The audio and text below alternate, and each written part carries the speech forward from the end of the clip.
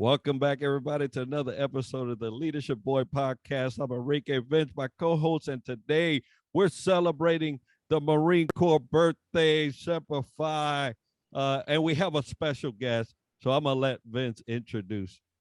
Yeah, absolutely. 246 years, Marines. We love everything they do. We're honored to have Adrian Whitsett as the news anchor at WCPO 9 News, Cincinnati, Ohio. We honoring again the Marine birthday. But Adrian, thank you for being here. Let's just start off. Tell us a little bit about you. Sure, absolutely. Thank you guys for having me on here. Of course, I'm a Marine. Once a Marine, always a Marine. I guess that's the first part of it. Joined the Corps back in '99. I was looking for something to do, a way to sort of help myself get into college and help pay for college. Spent 2 years doing sort of the normal training in garrison, non-op tempo sort of things in Okinawa and in Camp Lejeune. And then obviously September 11th happened.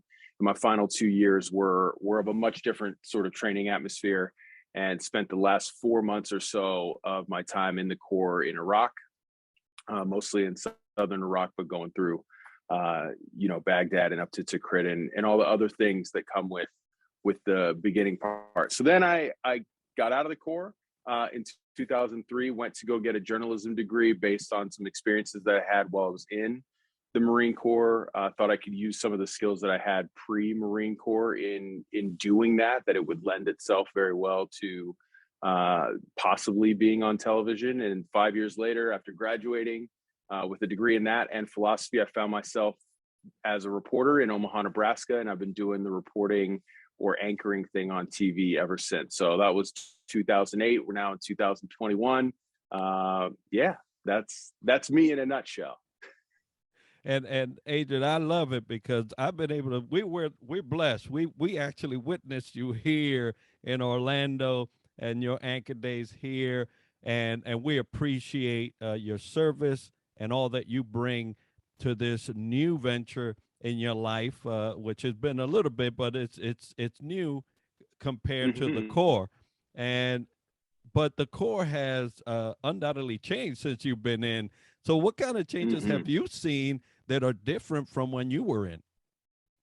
I mean, the immediate change is sort of what I alluded to before. The Corps pre-September 11th, while you're always, you're thinking about frontline, you're thinking about what your mission set may be and how you fit in to that mission. I was a logistician by MOS in 04-11, but I was working, especially at Camp Lejeune, with a group of grunts, the O3s, and guys that were driving the LAVs and shooting the 25 millimeter chain guns off the top of the LAVs.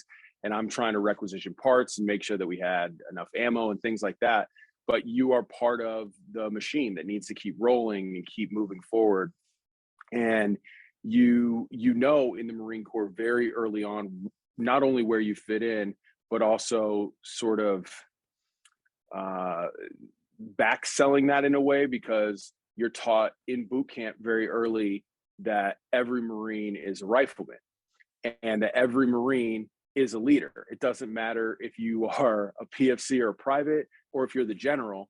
At some point, you will find yourself in some leadership role. You will find yourself leading Marines who are junior to you or right beside you, and you may just be a little bit more in seniority, even by a month or so, and you now become the leader. And I saw that as we switched from pre-September 11th to post-September 11th and started moving forward. I think that only got stronger as we then did almost 20 years of combat missions in Iraq and Afghanistan versus what we were doing just back on base in garrison at Lejeune or Pendleton or even Okinawa.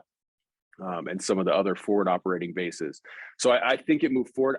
My assumption, and I don't know this because I'm not still in and I'm not reading up on all the manuals and seeing what the Joint Chiefs are saying or the Commandant is saying, but I imagine that has started to scale back a little bit.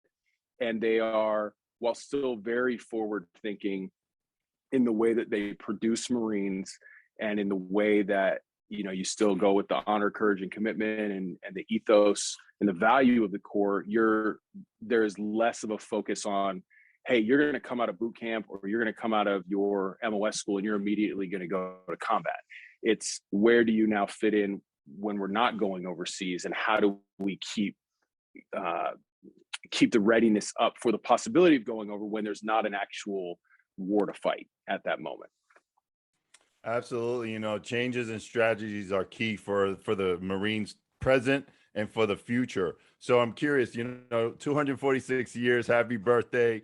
We're looking forward to the next 246 years. So what are your thoughts regarding the future of the Marines going forward?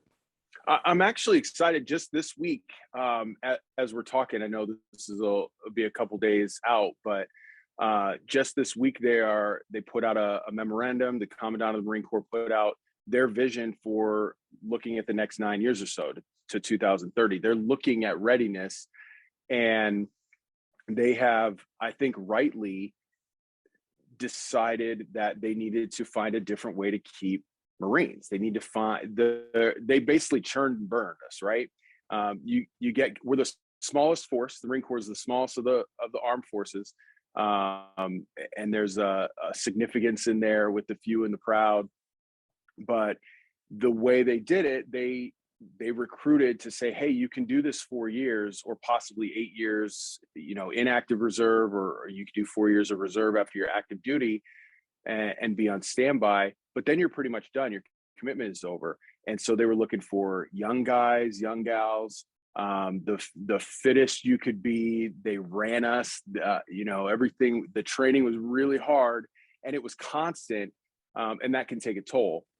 Now it seems like they're trying to go and say, hey, this person has not only these traits that we want all Marines to have, but they also have this little extra. We can see them in a leadership role going forward, but we can see them past just sort of the schools, the talk. When I was in, at least, it was always about, hey, are you going to go to recruiter school? Are you going to go be a drill instructor? Because those were the next billets. They were the top billets before you would go back to the fleet. And I think now they're saying, oh, this person's mind is really, their MOS may say that they're an 03, but we really could see them working more alongside maybe the intelligence sector. And even though they didn't come in that way, we need to put this person in a role that not only they succeed, but the Marines around them succeed as well. And so their retention strategy is shifting, and that can only be beneficial to the Corps. And it really does seem like a top-down leadership saying, hey, we've been doing this for a really long time and it worked the way the force was. We need to sort of transition into where we think things are going. So I think that's a positive sign for them. It can only make the Marine Corps and thus the rest of the armed forces stronger. And a true sign of leadership up at the commandant level and below to execute some type of plan like that to retain the best fitted overall Marine.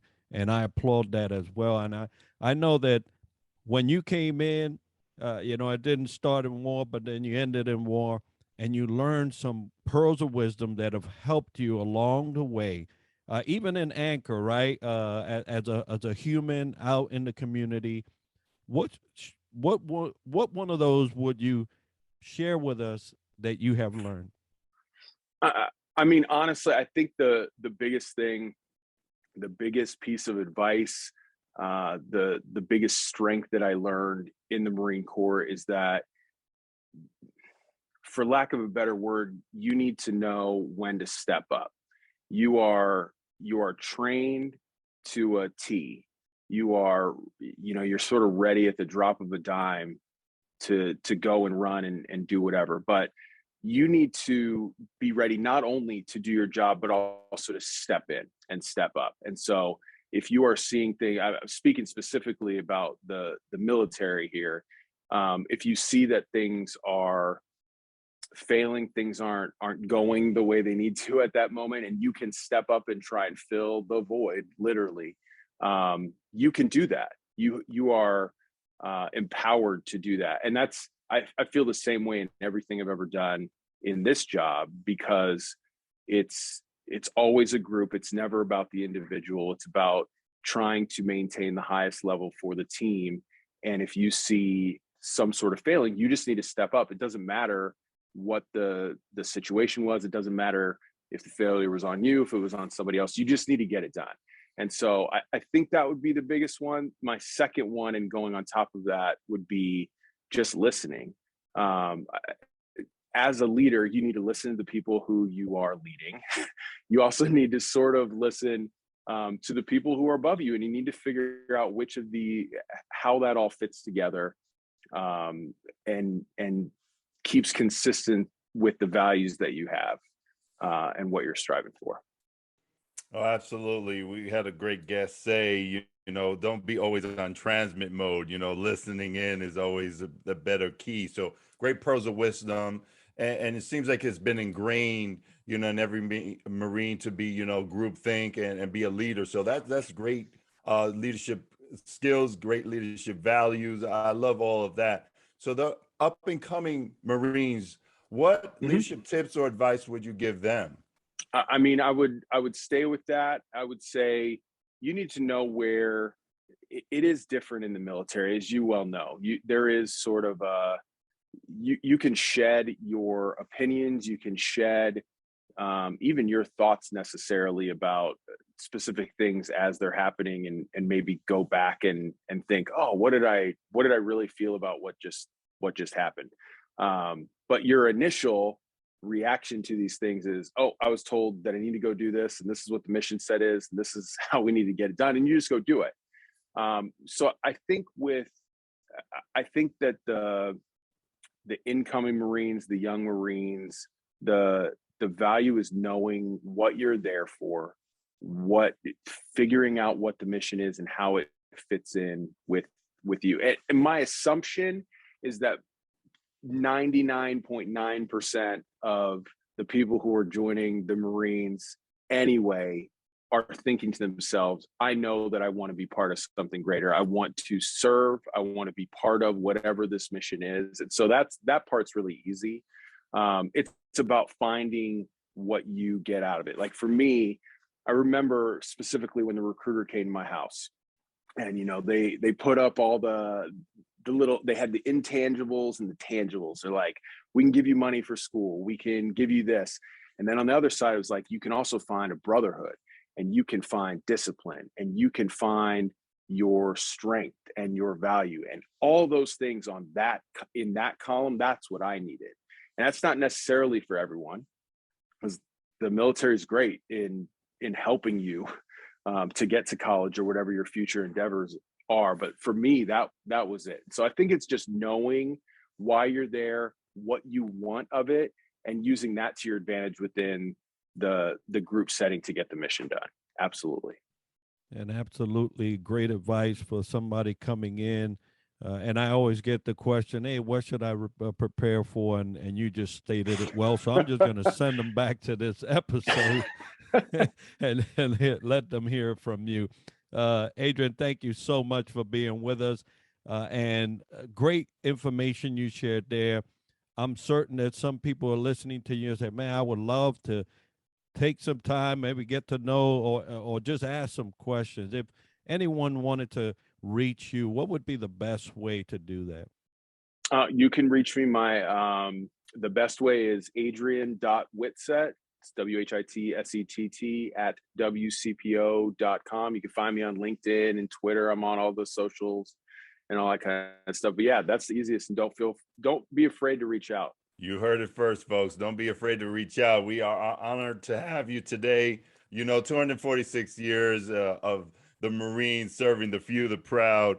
And I love the fact that he talked about the intangibles, because the intangibles is what got us through and what great leaders we became. Just like here, we have an anchor present with us today. So thank you, Adrian, for being here. And folks, to reach us, theleadershipvoid@gmail.com. You definitely bring attention to any ideas, any special guests you would like to have or know of anybody. Also, we do a few other things. We have a subscription drive trying to reach our 200. We're going strong, almost there. And those who hit the subscribe button on our YouTube channel, The Leadership Void, enter into a drawing to win This book right there is called Standing O, the Salute Edition by Scott McGregor. It is autographed and it'll be a lucky winner. So please subscribe to our YouTube channel. 1st and the 15th, we do two great things on those 2 dates. We do a buddy check. We check in our brothers and sisters in arms and our first responders. LinkedIn Live, 1900 Eastern Standard Time. So hopefully you can join us there. And next week, we are so honored to have a special, very special guest on for Veterans Day. So you will not want to miss this one. And I'll let Enrique close this out with our sponsor and a little bit more about that. Yeah, and we want to thank the home team at Round Point for sponsoring us. They've done a great job at making sure that you get this information. So thank you to them. And we thank all the listeners for joining us today. Adrian, once again, thank you for being with us. Marine Corps, happy birthday, Semper Fi. Hoorah, everybody. And Hoorah. we'll see you next week. Devil dog. Arr.